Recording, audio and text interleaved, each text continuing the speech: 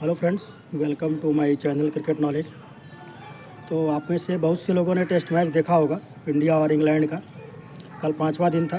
England को 350 run चाहिए थे पाँचवें दिन, और उन्होंने बना लिया बहुत आसानी से। ठीक है, तो मैच हम हार गए इंडिया वाले। और बात ये नहीं है कि मैच हार गए, मेरा पॉइंट ये है कि सारे सीरीज़ स्टार्ट होने के पहले ही जीत लेते हैं वन साइडेड, बातों से, हवाबाजी में खाली। मीडिया में और जितने हमारे ये रिटायर्ड क्रिकेटर्स वगैरह हैं जो सो कॉल्ड क्रिकेट एक्सपर्ट्स बने हुए हैं, वैसे तो ये सब एक नंबर के खाली, इनको क्या बोलूँ, चापलूसी बोल सकता हूँ। जो क्रिकेट का सही बात तो बहुत कम करते हैं और फ्रॉड बात बहुत ज़्यादा करते हैं कहा जाए तो। इस टेस्ट मैच में देखा जाए तो इंडिया ने पहले इनिंग में जो बैटिंग किया 471 रन आई थिंक बनाए और 3 सेंचुरी लगा। जायसवाल ने सेंचुरी लगाया, गिल ने सेंचुरी लगाया और पंत ने सेंचुरी लगाया। अगर पहले इनिंग के बैटिंग का अगर मुझे नंबर देना रहे तो सबसे ज़्यादा वैल्यू मैं जायसवाल के सेंचुरी को दूंगा, क्योंकि ओपनिंग बैट्समैन है। जैसा भी पिच था इंग्लैंड में, ओपनिंग करना थोड़ा मुश्किल होता है, तो उसका सेंचुरी नंबर 1 रहेगा मेरे हिसाब से, फिर गिल का और उसके बाद पंत का। ठीक है। इंग्लैंड का सेकेंड इनिंग में सेंचुरी तो एक ही लगा, ओली पॉप लगाया बस। हैरी ब्रूक ने 99 किया और भी कुछ स्कोर्स बने, अच्छा बैटिंग किए वो, और खाली 6 रन से पीछे रहे। उन्होंने 465 रन बना दिए थे, सॉरी। ठीक है। और सेकेंड इनिंग में इंडिया वाले ठीक ठाक बैटिंग कर रहे थे, और जो भी स्कोर ये बनाए 300 से ऊपर, और इंग्लैंड को जो भी टारगेट मिला 350 से ऊपर, मतलब रिकॉर्ड चेस हुआ है ये जो भी हुआ है, तो इंग्लैंड वाले चेस करेंगे। पॉइंट ये है कि जब पहले दिन का मैच हुआ था, पहले दिन जब इंडिया ने स्कोर किया था अच्छा, पहले इनिंग में 3 सेंचुरी लगे थे, तो इतना ज़्यादा हवाबाजी हुआ यहाँ से कि जितना ये एक्सपर्ट हैं, क्या एक्सपर्ट इनको बोले, नवजोत सिंह सिद्धू है, ये तो क्रिकेट का बात छोड़ के बाकी सारा बात करता है। ठीक है। और 90% तो बकवास करता है खाली हमेशा। और जब इंडिया की तरफ से 3 सेंचुरी लग गया तो इतना ज़्यादा उछल कूद स्टार्ट हो गया कि जैसे क्रिकेट में ऐसा कभी पहले हुआ ही ना हो, कभी कोई ऐसी बैटिंग किया ही ना हो। और मैंने अपने वीडियो में उस दिन भी कहा था, पहले दिन ही मैं कहा था, मेरी पहले दिन क्या वीडियो देखिएगा, कि भाई ये अच्छा खासा बैटिंग विकेट है और वो भी बैटिंग करेंगे, इंग्लैंड वालों को भी बैटिंग आती है। ठीक है। और उनका जो कोच है ब्रेंडन मैककलम, उसके बारे में कुछ बताने का ज़रूरत नहीं है, उसका जो माइंड सेट है जिस तरह का। तो पहली इनिंग में उन्होंने अच्छा खासा रिप्लाई दिया। दूसरे इनिंग में भी इंडिया अच्छा बैटिंग की, लेकिन पता है दोनों इनिंग में गौतम गंभीर से मैं पूरी तरह सहमत हूँ कि जितना स्कोर बनना चाहिए था, जिस तरह का ये बैटिंग पिच था, उतना स्कोर नहीं बना। नो डाउट आप ठीक ठाक स्कोर बनाए, अच्छा स्कोर बनाए, आजकल नहीं इतना रन बन रहा है, 400 450, लेकिन पिच भी तो मैटर करता है ना भाई। इंग्लैंड में नॉर्मली पिचें ठीक होती हैं, और इस तरह का जब बैटिंग ट्रैक वहाँ तो बहुत मुश्किल से आपको मिलेगा। तुम्हें लगता है तुम्हारे 2 प्लेयर 3 प्लेयर सेंचुरी लगा दिए तो तुमसे बड़ी टीम अब दुनिया में कोई है नहीं, तुमसे बड़ा बैट्समैन कोई दुनिया में है नहीं। हाँ, और सारी हवा निकल गई, सारी हवाबाजी निकल गई तुरंत। हैं, तो जिस तरह से अब नवजोत सिंह सिद्धू का आप बात सुनिए, 90% 95% इंडिया मैच जीत गया है, इंग्लैंड मैच हार गया है, और जब बाजी पलट गई अपनी बातों से पलटी मार रहा है। बहुत से लोग हैं वहाँ जो वहाँ बैठने के लायक नहीं है कमेंट्री पैनल में, खास करके वो एक और है, वो संजय मांजरेकर, जो इनडायरेक्टली हमेशा विराट कोहली के ऊपर कटाक्ष करता है। अबे तेरे में दम गुर्दा है तो बात करना डायरेक्ट विराट कोहली के बारे में, बता कि तेरा बाप है वो विराट कोहली। हाँ, इनडायरेक्टली शुभम गिल जो भी सेलिब्रेशन कर रहा था वो किससे मैच कर रहा है, तो सबको भाई दिख रहा है वो साफ साफ थोड़ा कोहली उस टाइप का सेलिब्रेशन करता था, एग्रेसिव टाइप का, तो उस पर तमाम अंदाजे मार रहा है, इधर उधर दुनिया भर का ड्रामेबाजी कर रहा है। मतलब कमेंट्री में बैठ के कॉमेडी कर रहा है वहाँ, और विराट कोहली का एक तरह से मजाक उड़ा रहा है। भाई कोहली टेस्ट मैच से रिटायर भले हो गया, लेकिन जब तक वो खेला है ना, और T20 वर्ल्ड कप भी जीता, वनडे तो अभी खेल ही रहा है, तो उसके बारे में कोई बात करना है तो डायरेक्ट बात करना चाहिए। तुम भी पहले इंडिया खेले हुआ है, इस तरह का ड्रामेबाजी नौटंकी कर रहे हो कमेंट्री पैनल में बैठ के, और कोहली के ऊपर बार बार तुम बात करते हो। और बोल रहा था कि ये आउटसाइड ऑफ स्टंप की बॉलों पर कोई प्लेयर था पहले जो आउट हो जाता था, तो नाम लेना विराट कोहली। हाँ, सिद्धू तो कम से कम आया तो नाम लिया डायरेक्ट। हाँ, वो तो ऐसा नहीं किया जैसा तू कर रहा है। और आजकल ग्रेटनेस पे मैं थोड़ा बात करना चाहता हूँ। मतलब ग्रेट का कोई डिफिनेशन, कोई क्राइटेरिया, कोई एलिजिबिलिटी होना चाहिए ना। मेरे हिसाब से तो ग्रेट वर्ड ही आप उस प्लेयर के साथ जोड़ सकते हो जो कम से कम 100 टेस्ट मैच मिनिमम खेला हो, और उसके बाद उसका परफॉर्मेंस कम से कम 45-50 का एवरेज हो। 45 का, 40 के ऊपर तो हो ही हो, 45-50 का एवरेज होना चाहिए कम से कम टेस्ट मैचों में। जो रूट का देखो 50 के ऊपर एवरेज है, 13,000 से ऊपर रन है, हाँ, उसको ग्रेट प्लेयर कह सकते हो टेस्ट मैच का। ग्रेटेस्ट नहीं कह सकते अभी, ग्रेटेस्ट तो सचिन तेंदुलकर है जितना करके गया है। डॉन ब्रैडमैन का 99.94 का एवरेज था, चलो उनको भी कह सकते हो।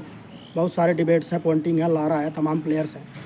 यहाँ जो गाजर मूली आया अभी खेला नहीं 8 टेस्ट मैच, 10 टेस्ट मैच, उसका 5 सेंचुरी 6 सेंचुरी हुआ नहीं, ये बहुत ही महान बल्लेबाज है। खास करके अभी देखो दोनों पारी में मैं ये नहीं कहूँगा ऋषभ पंत अच्छा बैटिंग किया है, मैं उसको अप्रिशिएट करता हूँ, लेकिन मैं बार बार बोल रहा हूँ कि इंग्लैंड में इस तरह का पिच बना क्यों, रीज़न क्या है।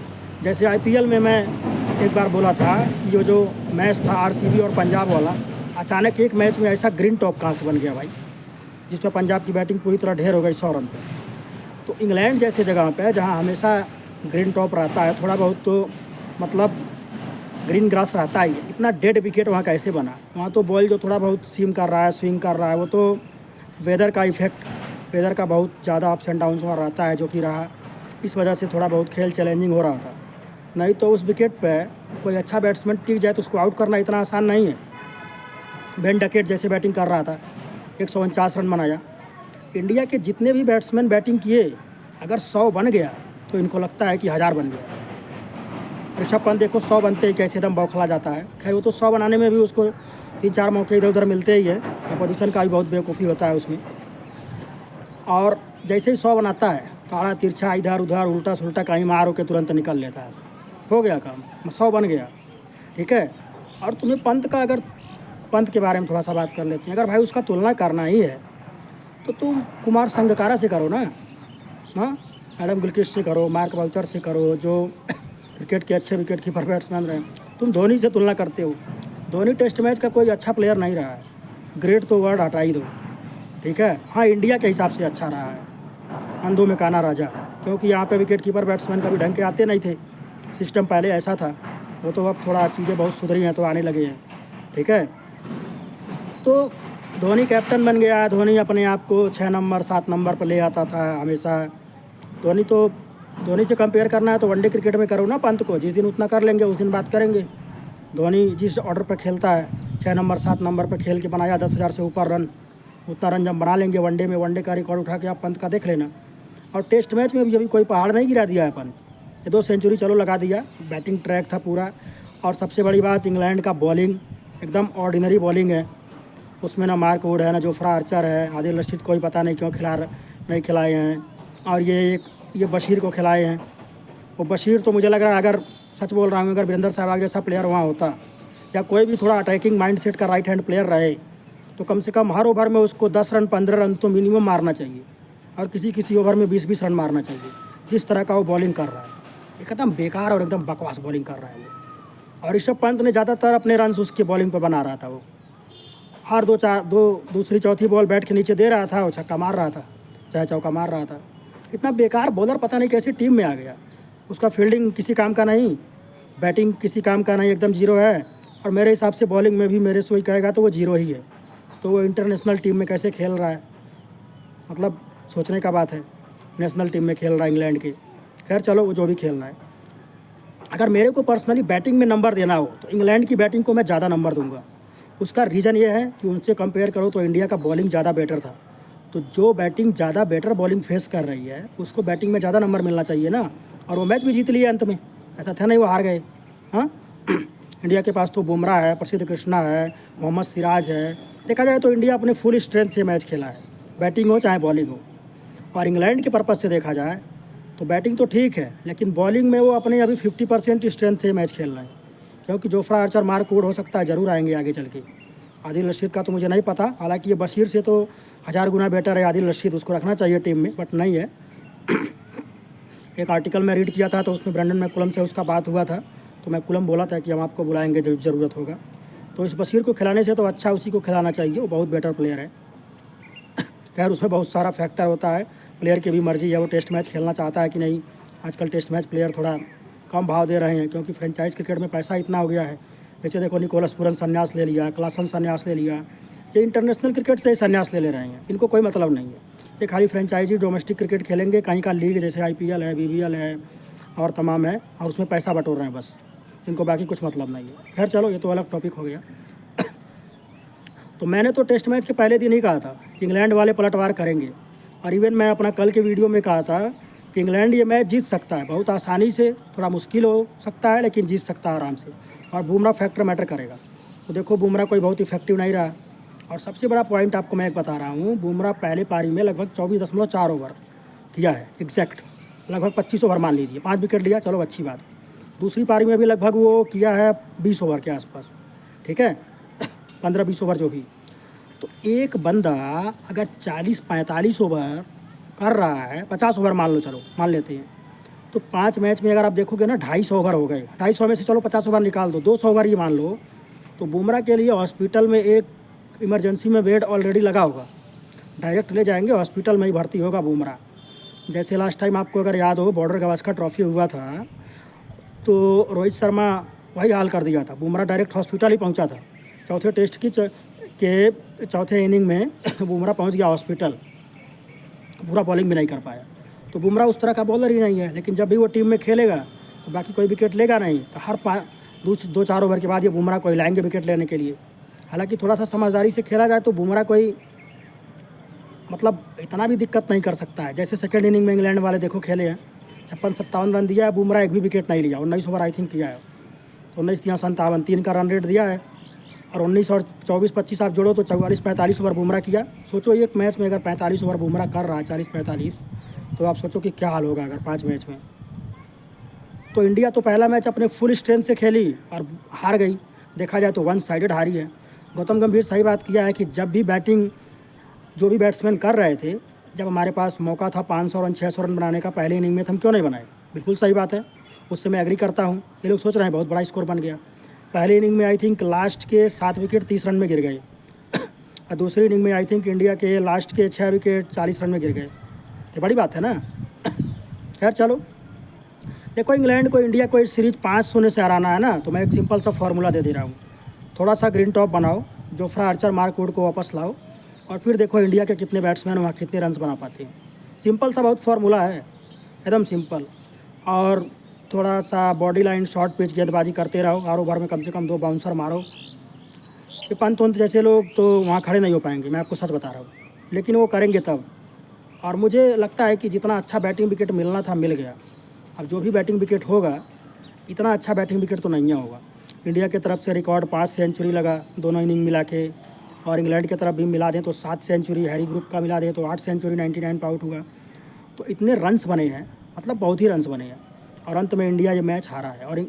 और एक बात मैं और कहना चाहूँगा बहुत इंपॉर्टेंट, जैसे हर प्लेयर में हर मैच में जो है प्लेयर ऑफ द मैच होता है ना, मतलब वो होता है best player of the match. पहले मैन ऑफ द मैच कहा जाता था, प्लेयर ऑफ द मैच कहा जाता है, तो चलो वो तो ठीक है। लेकिन अगर इसमें worst player of the match का अवार्ड देना हो, worst player of the match, तो वो जाएगा बेन स्टोक्स को, ठीक है। क्यों? हालांकि वो विनिंग टीम का कैप्टन है, लेकिन आप लोग सोचेंगे मैं ऐसा क्यों कह रहा हूँ। जितनी बकवास वो कब बैटिंग कर रहा था ना बेन स्टोक्स, 4 विकेट गिर गए, टीम संकट में है, 100 से ऊपर रन चाहिए, तू कैप्टन है, 6 नंबर पर बैटिंग करने आया है। और सबसे बड़ी पॉइंट वाली बात, एक कॉमन सेंस मैं आपको बताता हूँ। मान लो राइट हैंडर बैट्समैन बैटिंग कर रहा है, तो राइट आर्म ऑफ स्पिनर लोग नॉर्मली नहीं लगाते हैं कि वो मार खाएगा ज़्यादा, ठीक है। उसी तरह अगर लेफ्ट हैंडर बैटिंग कर रहा है तो लेफ्ट आर्म ऑर्थोडॉक्स को लोग नॉर्मली कम लगाते हैं। अब जड्डू क्या है, लेफ्ट आर्म ऑर्थोडॉक्स है, बेन स्टोक्स क्या है, लेफ्ट हैंडर है, उसकी सारी बॉल उसको अंदर आएगी पड़ के।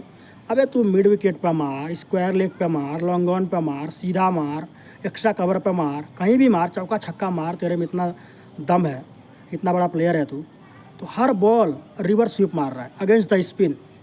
मतलब लग रहा है कोई मतलब 20 बार 30 बार आउट होने का कोशिश कर रहा है और आउट नहीं हो रहा, और अंत में आउट होकर चला गया।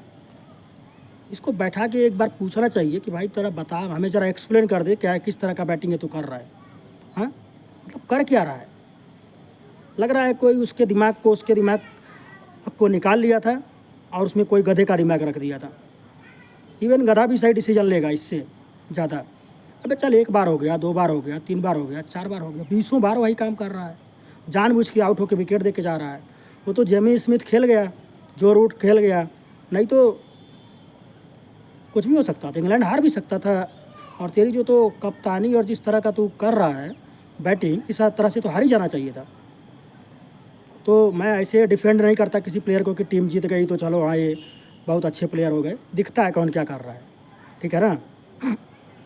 तो बहुत मतलब इंडिया को अगर जीतना है, और देखो भाई जितने लोग सेंचुरी बना ली, अब देखो इंडिया की तरफ से पहले इनिंग में जायसवाल सेंचुरी बनाया, दूसरे इनिंग में कुछ नहीं किया। गिल सेंचुरी बनाया पहले इनिंग में, दूसरे इनिंग में कुछ नहीं किया। पंत चलो एक सेंचुरी बनाया, दूसरे में भी बनाया, चलो उसके लिए वेल डन है, ठीक है। केएल राहुल पहले में 50 बनाया था, दूसरे में सेंचुरी बनाया। मेरे कहने का मतलब यह है कि इंडियन प्लेयर्स का पेट बहुत जल्दी भर जाता है, ठीक है, बहुत जल्दी।